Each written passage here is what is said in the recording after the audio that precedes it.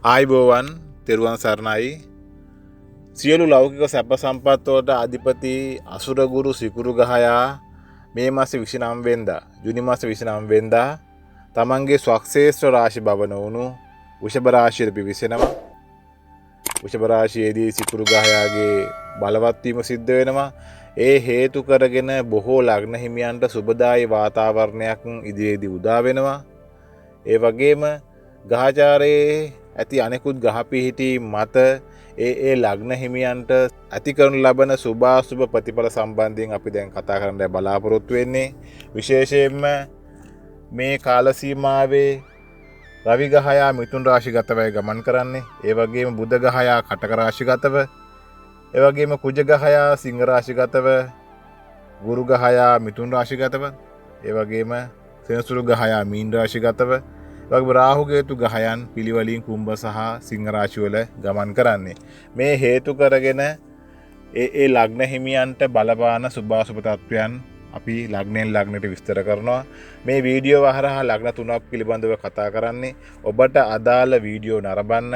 ඒ තුලින් ඔබට ග්‍රහචාරයේ පිළිබඳ පොදු පලාපල විස්තරය දැනුවත් වෙන්න පුළුවන්. මුලින්ම අපි සඳහන් කරන්නේ මේෂ ලග්නයට සිකුරුගේ ගහමාරුවත් ඒ වගේම ග්‍රහචාරයේ අනෙකුත් ග්‍රහ පිහිටීම් හරහා ඇති කරන ලබන සුභාසුභ ප්‍රතිඵල සම්බන්ධයෙන් කතා කරන්න. මේෂ ලග්න හිමියන්ගේ දෙවැන්න සහ හත්වැන්න අධිපති සිකුරු ග්‍රහයා දෙවැන්නේදී බලවත් වෙනවා. මේ ඊටමත් සුබදායි පිහිටීම විශේෂයෙන්ම මේෂ ලග්න හිමියන්ට සිකුරුගෙන් හොඳ ප්‍රතිඵල ඇති කරනවා. ඒ වගේම දෙවැන්නේ සිකුරු ග්‍රහය බලවත් වීම හරහා ඊටමත් යහපත් ප්‍රතිඵල ඇති කරනවා. ඒ වගේම අනෙකුත් ග්‍රහ පිහිටීම් රවි ග්‍රහයා සහ ගුරු ග්‍රහයා තුන්වැන්නේත්, බුධ ග්‍රහයා හතරවැන්නේත්, කුජ ග්‍රහයා පස්වැන්නේ සහ සෙනසුරු ග්‍රහයා 12 වැන්නේ. ඒ රාශික තත්වයක් ගත වුණත් ඒ තමන්ගේ ග්‍රහ තත්වය, තමන්ගේ ග්‍රහ බලපෑම එවම තමන් ගත කරන දසානුව වෙනස් විය හැකි බව අපි කලින් ප්‍රකාශ කරලා තියෙනවා. ඒ හැරෙනකොට මේ ග්‍රහ පිහිටීම් හරහා තමන්ට සුබදායි ප්‍රතිඵල ඇති කරනවා. ඉදි කාල සීමා විශේෂයෙන් සිකුරු ග්‍රහ දෙවැන්නේ පිහිටීම හරහා ධනය අතින් ඉතා හිතකර තත්වයක්, ආර්ථික අතින් හොඳ ස්ථාවර මට්ටමක්, ආර්ථික අතින් සවිමත් භාවයක් ඇති කරනවා. විශේෂයෙන්ම තමන්ගේ වෙළඳ ව්‍යාපාර කටයුතු සාර්ථක කරන කාල සීමාවක් මේ ඉදිරි කාල සීමාව. ඒ හරහා තමන්ට බොහෝ ලාභ උපයල් දෙනවා. තමන්ට හොඳින් ඒ කටයුතු වල නිරත වෙන්න හැකියාව ලබා දෙනවා.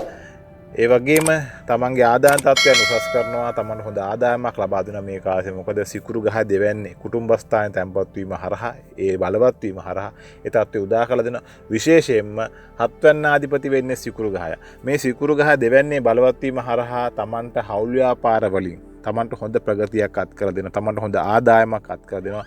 තමන්ට මේ හවුල් ව්‍යාපාර කටයුතු තුළින් ඉහළ ලාභ අත් කර දෙනවා.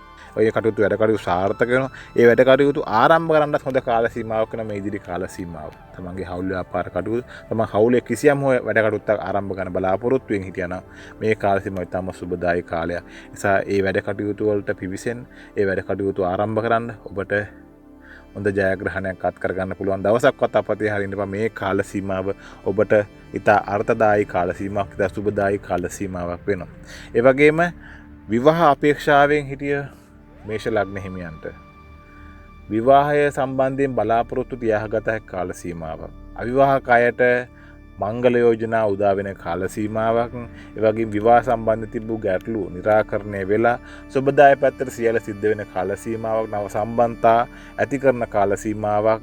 විවාහ වීමට සුබදායී කාල සීමාවක්. විවාහ සම්බන්ධයෙන් තීන ගන්න හොඳ කාල සීමාවක් වෙන ඉදිරි කාල සීමාව මේෂ ලග්න හිමියන්ට.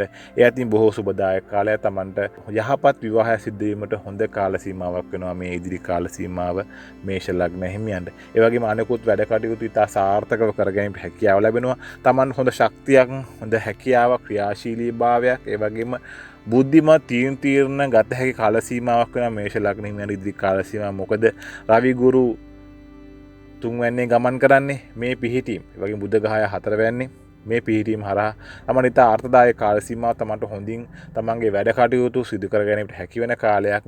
රැකිරක්ෂා දියුණුව, රැකියාවේ උසස් වීම, රැකියාවේ ප්‍රගතියක් ඇති වෙන කාල සීමාවක්. රැකියාවන් අහිමි වූ අයට, ඒ වගේම රැකියාව බලාපොරොත්තුවෙන් හිටපු අයට නව රැකියා අවස්ථා උදා කරන කාල සීමාවක් වශයෙන් හඳුන්වන්න පුළුවන්. මොකද ආර්ථික වශයෙන් හොඳ ස්ථාවරත්වයක් ලබා දෙන කාල සීමාවක් නව ආදායම් මාර්ග විවෘත වෙන කාල සීමාවක් වෙනවා. ඒ වගේම තමන්ට හොඳ ආකර්ෂණයක් ලැබෙනවා. සමාජ සමග ගනුදෙනු කරන්න, ඒ වගේම තමන් ආශ්‍රය කරන සමාජය තුළ හොඳ තත්ත්වයක් දිනා ගන්න, හොඳ තත්ත්වයක් ඇති කරගන්න, ඒ වගේම ඔවුන්ගෙන් උදව් උපකාර ගන්න, හැමෝගෙම සහාය ලබාගෙන තමන්ගේ ගමනට ප්‍රගතියක් අත් කරගන්න මේ කාල සීමාව ඉවහල්.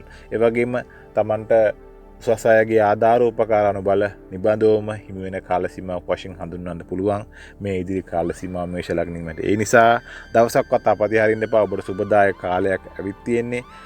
මේ කාල සීමාව තමන්ගේ වැඩ කටයුතු ආරම්භ කරන්න, විශේෂයෙන්ම පසුගාමි තත්ත්වයක් ඇති වෙලා ඇති මේ ඊරාෂ්ටක තත්ත්වයන් අනිකුත් ගහ පිහිටීම් මත. නමුත් ඔබේ ශක්තිය ගැන විශ්වාස කරන්න.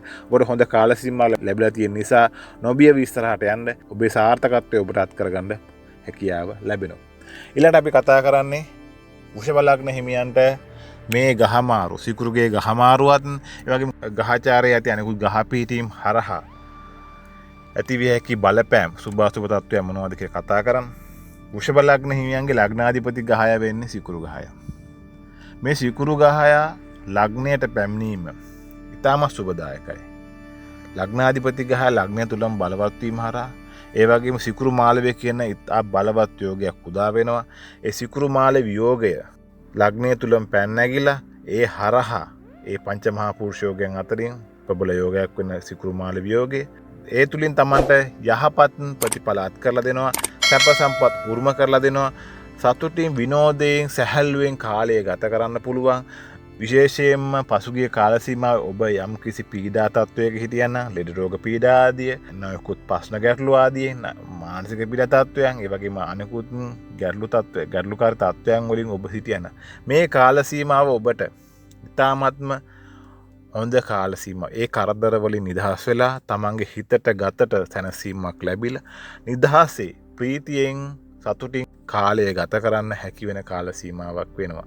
මොකද සිකුරු ගහ ලග්නේ බලවත් වීම තමන්ට හොඳ ශක්තියක් ලැබෙනවා, හොඳ ප්‍රබෝධයක් ලැබෙනවා සිතට ගතට නව ක්‍රියාශීලීත්වයෙන් නව ප්‍රබෝධයකින් වැඩ කටයුතු කරන්නත් ඔය තත්ත්වයන්ට මුහුණ දෙන්න තම අවස්ථාවන් විවර කරලා දෙනවා. තමන් බලාපොරොත්තුෙන් හිටපු බොහෝ දේවල් හිමි කරලා දෙන්න පුළුවන්. ලෞකික වශයෙන් බොහෝ දේවල් අත් කරලා දෙනවා. ඇඳුම් පැළඳුම් ඉඳුම් හිටුම් යාන වාහන පවා හිමි කරලා දී හැකි කාල සීමාවක් වෘෂභ ලග්නෙට මේ උදා වෙලා තියෙන්නේ.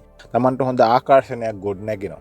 තමන් තුළ ගොඩනැගෙන ආකර්ශනීය භාවය හරහා තමන්ට සමාජයෙන් බොහෝ දේවල් උරුම කරලා දෙනවා. නව හිත මිතුරන් ඇති වෙන්න පුළුවන්, නව සම්බන්ධතා ඇති වෙන්න පුළුවන්, උසස් අයගේ ආධාර උපකාර ලැබෙන්න පුළුවන්. ඒ හරහා තමන්ට විශාල ප්‍රගතියක් අත් වෙන්න පුළුවන්.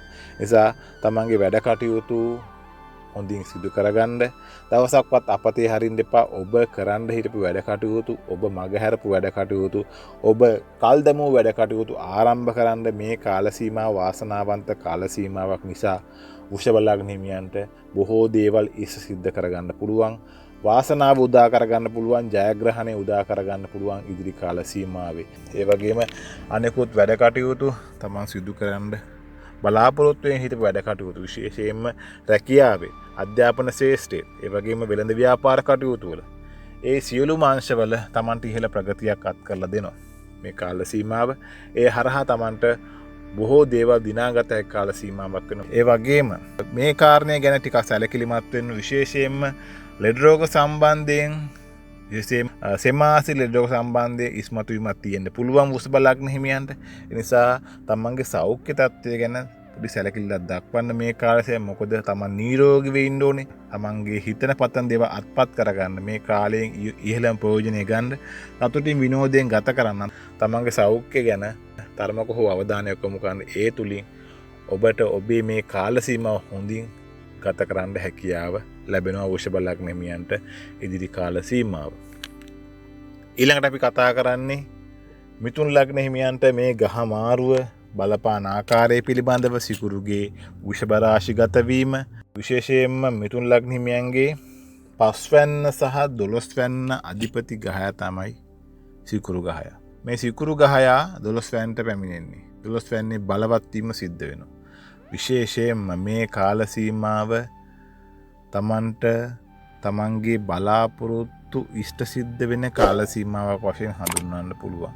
5 වැන්න අධිපතිය 12 වැන්නේ බලවත් වීම හරහා තමන්ට විපරීත මාර්ග වලින් තමන්ට බොහෝ දේවල් උරුම වෙන්න පුළුවන්.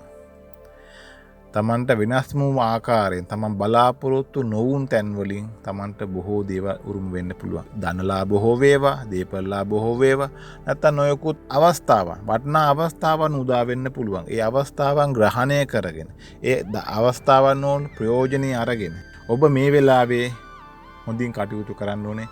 ඒ තුලින් ඉහළම ප්‍රයෝජන ගන්න. මොකද ඒ හරහා තමන්ට ඉතාමත් හොඳ වාසියක් අත් වෙන්නේ, ඉතා ඉහළ ප්‍රතිලාභයක් අත් වෙන්නේ.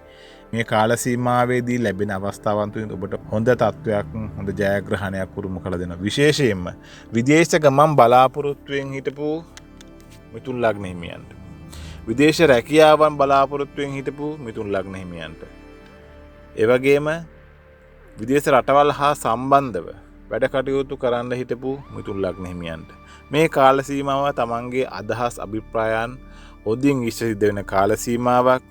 තමන්ගේ වැඩ කටයුතු සාර්ථක කරගන්න පුළුවන් කාල සීමාව, තමන් බලාපොරොත්තු වුණාටත් වැඩියෙන් ඒ කටයුතු සාර්ථක වෙන කාල සීමාව. හොඳ විදේශ රැකියාවක් ඔබට උරුම වෙනවා. ඔබ විදේශ ගමනට ඔබ සිදු කරපු වැඩ කටයුතු වල ප්‍රගතියක් අත් වෙනවා. ඒ වගේම විදේශ ගමන් බලාපොරොත්තුෙන් හිටපු මිතුන් ලග්න හිමියන් මේ කාල සීමාව තමන් වැඩ කටයුතු ආරම්භ කරන්න ඔබේ කටයුතු ඉතා හොඳින් සිද්ධ වෙයි. කල්ගත වෙන්නේ නැතුව තමන්ගේ අරමුණු අභිප්‍රායන් ඉෂ්ට සිද්ධ වෙයි. මේ කාල සීමාවේ වැඩ කටයුතු ආරම්භ කළොත්. ඒ වගේම විදේශ වෙළඳාම හා සම්බන්ධ වෙලා හිටපු මිතුන් ලග්න හිමියන්ට හොඳින් තමන්ට ලාභ අත් කරලා දෙනවා. හොඳ ප්‍රගතියක් අත් කරලා දෙනවා, හොඳ දියුණුවක් අත් කරලා දෙනවා. ඒ කටයුතු හොඳ වර්ධනයක් අත් කරලා දෙනවා.